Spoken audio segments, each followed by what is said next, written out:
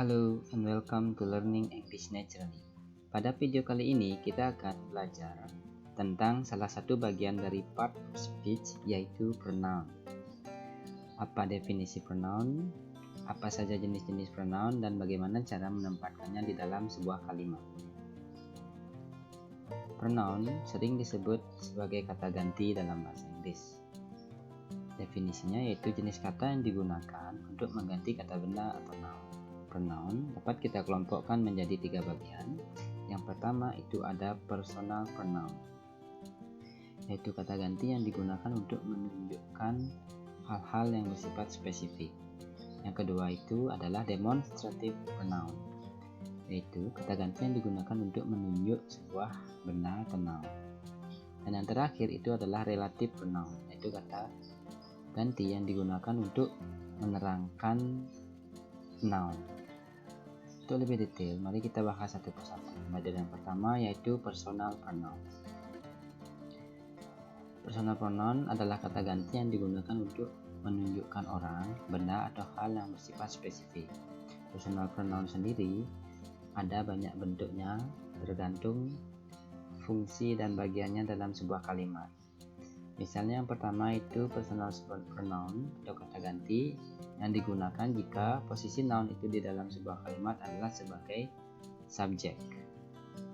Jika posisi kalimat sebagai subjek, kata ganti yang digunakan adalah sebagai berikut. Ada I, you, he, she, it, we, you, they. Dan sedangkan jika posisinya sebagai objek atau fungsinya sebagai objek dalam sebuah kalimat, maka bentuknya bisa menjadi me, you, him, her, it, us, you, them. Dan sedangkan jika posisinya dalam sebuah kalimat itu sebagai possessive, ada possessive adjektif dan possessive. Kedua ini hampir mirip, tapi penggunaannya berbeda. Dan yang terakhir itu adalah sebagai refleksif. Refleksif itu bisa diartikan sebagai benda-benda yang memberikan kesan sendiri. Oke, untuk lebih jelasnya langsung saja kita ke contoh.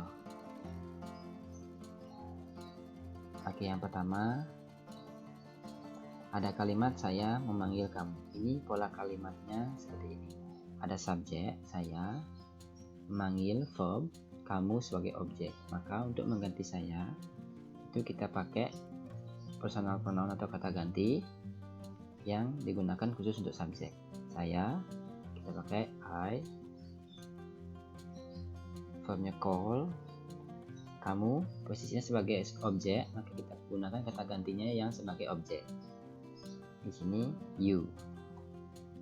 Kalimatnya menjadi I call you. Contoh yang kedua, dia laki-laki memanggil mereka. Dia laki-laki di sini posisinya sama, dia sebagai subjek, verb, dan objek.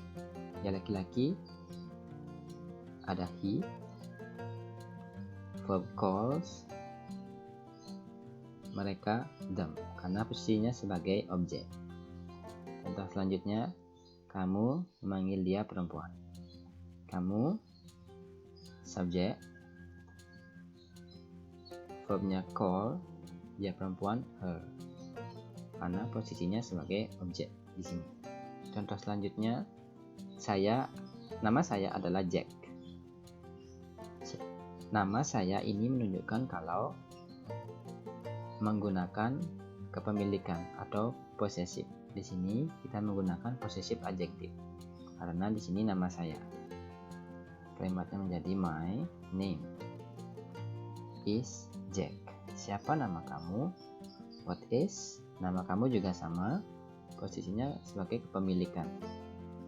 Jadi kita menggunakan you, your name, seperti itu. Contoh selanjutnya, buku ini adalah milik saya. Nah, di sini ada kata milik saya. Maka di sini kita menggunakan sebagai possessive di sini. Kalimatnya menjadi this book is, saya menjadi mine. This book is mine. Contoh selanjutnya, mereka mengerjakannya sendiri. Di sini, jika kalimatnya seperti ini, maka kita gunakan personal pronoun yang fungsinya sebagai refleksif. Maka kalimatnya akan menjadi mereka sebagai subjek, kita gunakan they, do it, karena di sini subjeknya mereka, maka refleksifnya juga harus memakai mereka, yaitu themselves. Oke, kalimatnya akan menjadi they do it by themselves. Oke, mari kita lanjutkan ke bagian yang kedua, yaitu pronoun sebagai demonstrative pronoun. Demonstrative pronoun yaitu adalah kata ganti yang digunakan untuk menunjuk benda. Ada 4 jenis demonstrative pronoun yang bisa kita gunakan. Yang pertama itu adalah this, yaitu digunakan untuk menunjukkan benda yang letaknya dekat dari si pembicara dan jumlah bendanya itu adalah tunggal atau singular. Sedangkan jika letak bendanya jauh dan jumlah bendanya adalah tunggal, kita gunakan that. Kemudian untuk benda yang letaknya dekat dan jumlah bendanya itu adalah jamak atau lebih dari satu, kita bisa gunakan these. Sedangkan untuk letak bendanya jauh, kita gunakan those. Oke, langsung saja ke contohnya. Oke, di sini pada gambar ini si pembicara atau orang yang membicarakan, yang ngomong itu menunjuk benda atau hewan di sini yang letaknya dekat dan jumlahnya satu atau tunggal. Maka di sini kita gunakan benda tunggal yaitu singular, letaknya dekat this. Kalimatnya akan menjadi this is small dog. Oke. Kemudian bendanya ada lebih dari satu atau plural. Maka kita gunakan yang bagian di sini. Kita lihat jaraknya dekat dengan si pembicara, maka kita gunakan this. These are small dogs. Untuk menunjuk benda yang letaknya jauh dari si pembicara, kita gunakan that atau those. Oke, karena bendanya satu, maka kita gunakan that karena bendanya adalah singular atau tunggal. Kalimatnya akan menjadi that is big dog. Jika bendanya jamak, maka kita harus gunakan yang bentuk plural form, yaitu those karena letaknya jauh. Kalimatnya akan menjadi those are big dogs. Dan yang terakhir adalah jenis pronoun, yaitu relative pronoun. Biasanya ditempatkan setelah noun yang bertujuan untuk menerangkan noun mana yang dimaksud. Relative pronoun sendiri ada beberapa macam yang bisa digunakan tergantung fungsinya dalam sebuah kalimat. Yang pertama itu adalah which. Which di sini digunakan untuk mengganti bukan orang yang berfungsi sebagai subjek atau objek. Contohnya di sini. The hat which you wear is mine. Nah, the hat di sini, which ini menerangkan the hat. The hat di sini bukan orang dan posisinya di sini sebagai objek dalam sebuah kalimat. Maka kita gunakan which karena dia bukan orang. Setelah itu ada who. Who di sini untuk mengganti orang atau human yang posisinya sebagai subjek. Contohnya, the girl who gives me a hat is my cousin. Who di sini menerangkan the girl mana yang dimaksud. The girl yang dimaksud adalah the girl yang memberikan saya sebuah topi. Jadi posisi the girl ini karena dia memberikan, maka kita sebut dia subjek. Maka kita gunakan who karena posisinya sebagai subjek dan the girl ini adalah orang. Selanjutnya ada whom. Whom ini digunakan untuk mengganti orang yang posisinya objek. Contoh kalimatnya, the man whom she gives a hat is me. Whom di sini menerangkan the man mana yang dimaksud. The man yang dimaksud adalah the man yang dia berikan topi. Siapa yang berikan topi? Ya, dia cewek. Yang diberikan topi adalah the man. Maka the man di sini adalah objek. Maka kita gunakan whom untuk mengganti orang, the man ini orang. Sedangkan untuk whose itu digunakan untuk mengganti kepemilikan atau possessive pronoun. Contoh kalimatnya, the man whose hat you wear is mine.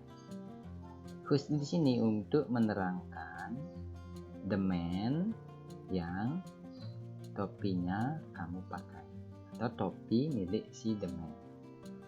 The man mana? The man yang topinya kamu pakai. Seperti itu.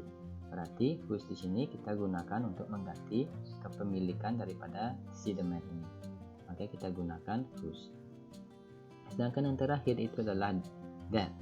That itu digunakan fungsinya sama seperti which, who, atau whom. That ini bisa menggantikan salah satu dari posisinya ini atau semuanya ini. Misalnya contohnya ini. Kalimat yang pertama ini misalnya, the hat which you wear is mine. Bisa diganti, which ini bisa diganti pakai that. Jadinya akan seperti ini. The hat that you wear is mine. Seperti itu. Oke, untuk lebih simpelnya mari kita coba dengan latihan. Oke, please put the correct answer which, who, whom, whose on the blank space. Pada latihan ini kita tidak menggunakan that. Kita fokus pada penggunaan ini terlebih dahulu. Soal pertama, a woman lives next door is a doctor. Oke. Yang mana dari salah satu ini bisa ditempatkan di sini. Kita mulai dengan menganalisa dari the woman terlebih dahulu. The woman ini merupakan human atau orang, maka which tidak bisa digunakan di sini karena which ini hanya untuk mengganti subjek atau objek yang bukan orang. Maka salah satu dari sini adalah pilihannya. Kemudian kita lihat keterangan kalimat pengikutnya, lives next door, berarti woman ini sebagai subjek. Maka kata ganti untuk mengganti orang dalam subjek itu adalah who, yang digunakan untuk mengganti orang posisinya sebagai subjek. Okay. A woman who lives next door is a doctor. Contoh yang kedua,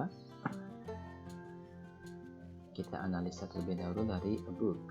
A book ini merupakan benda atau bukan orang. Yang paling tepat digunakan untuk dative pronoun yang digunakan untuk mengganti kata benda adalah which. Jadi jawabannya sudah pasti which, karena kita tidak bisa memakai who, whom atau whose untuk mengganti di sini. Selanjutnya ada a girl I give the book is Dewi. A girl di sini merupakan orang atau human, maka which tidak bisa digunakan di sini. Hanya ada 3 pilihan di sini. Kita analisa kalimat pengikutnya. I give the book. Saya memberikan buku pada a girl. Girl di sini berarti dia adalah berfungsi sebagai objek.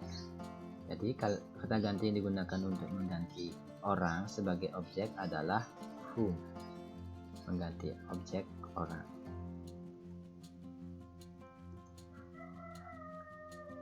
Kemudian ada kalimat I met a man bla bla bla, name is Jack. Oke. Berarti saya menemui lelaki, bertemu dengan lelaki namanya Jack. Berarti nama lelaki ini adalah Jack. Berarti kita menggunakan kata ganti untuk kepemilikan atau possessive pronoun. Di sini yang digunakan untuk mengganti possessive pronoun adalah whose.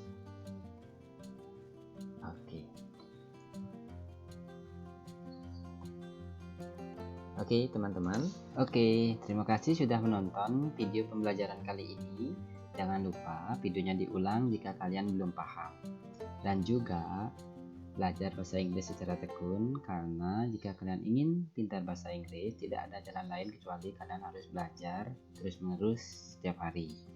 Dan jangan lupa juga berbagi ilmu kepada teman-teman kalian, keluarga atau adik-adik kalian dengan cara membagikan atau men-share video saya ini sehingga mereka bisa belajar bahasa Inggris bersama-sama.